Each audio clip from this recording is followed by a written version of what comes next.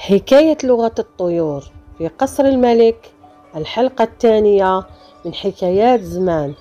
قال لهم اسكندر: يا جماعة خذوا حذركم، راهم كاينين قراصنة تاع البحر في هاد الجهة، وإذا ما بدلتوش الطريق رانا نتلاقوهم ويقتلونا هاد المرة.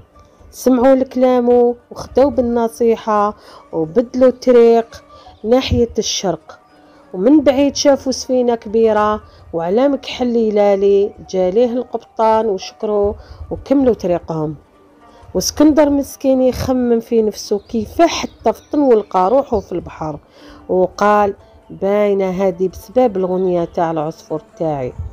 المهم كان فرحان بالبحر والرحلة الطويلة اللي مشاها، ونسى قاع همه وحزانه وكيفاه سمحوا فيه والديه. لحقت السفينة للمرسى، وكان خو القبطان يخدم بستاني في القصر تاع الملك تاع هاديك البلاد. بعد ما تصاحب مع اسكندر قرر يديه معاه للقصر ويعاونه ويخدم معاه ويعلمه الصنعة. وبعد مدة ولا اسكندر معلم في الصنعة وشاطر، كان يحب الطبيعة والأشجار والحيوانات، وتفاهم مع البستاني باه يبقى معاه ويوعدوا باه يحدث عليه الملك ويدير له خلصة على خدمته. والنهار من نهارات وهو يخدم وينحي في الأعشاب ويسقي في الأشجار، وإذا به يسمع في زوج حمامات يتحدثوا. وقالت وحدة للأخرى: البارح جات مرأة حفرت تحت هذه الشجرة ودست حاجة وردت عليها التراب، وراهي قلقت وعيلاتي.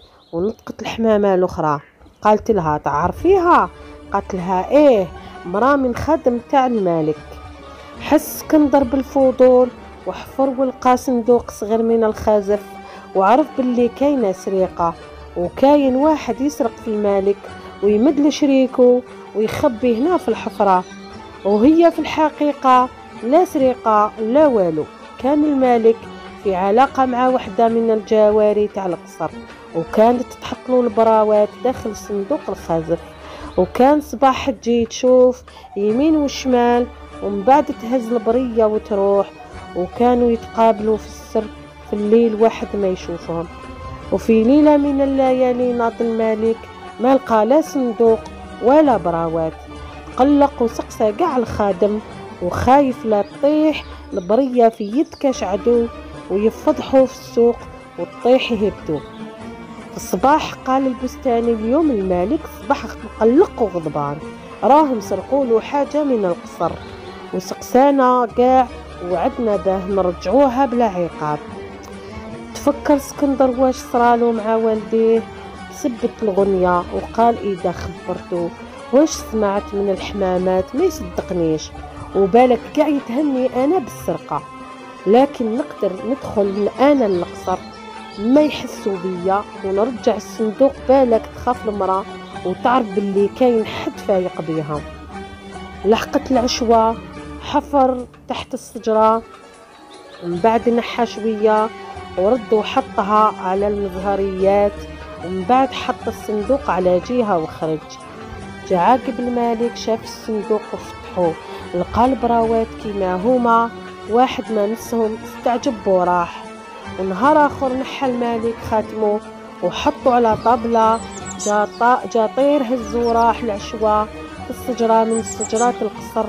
وكان اسكندر تحت الشجر يخدم، وإذا به يسمع في الطير يقول لصاحبه: سرقت خاتم الملك وزينت به هالشي.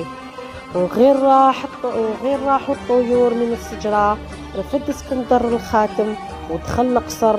وفي طريق تلاقى بالخادم هازين الغدا للملك، تقدم ليهم ودس الخاتم وسط الخبز. كمل طريقه بلا ما يحس عليه الواحد.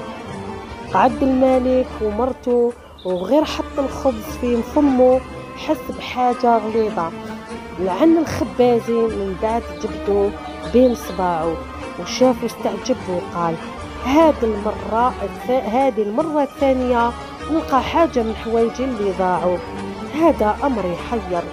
وإلى الحلقة الثانية الحلقة الثالثة يتبع الحلقة الثالثة. والسلام عليكم ورحمة الله وبركاته.